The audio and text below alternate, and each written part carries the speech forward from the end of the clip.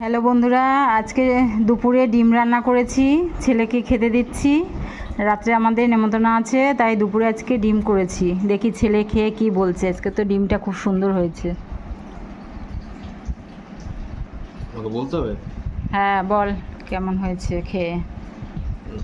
তো ক্যামেরাম্যান ভেঙে দেবো, সরাসরি ক্যামেরাম্যান সরাবো। খেতে দাও, খিদে পেয়ে গেছে, সকাল দিয়ে কিছু খাই নাই সেরকম।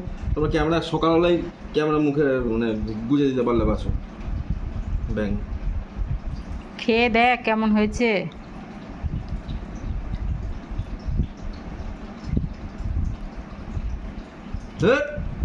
কি আনলে এটা?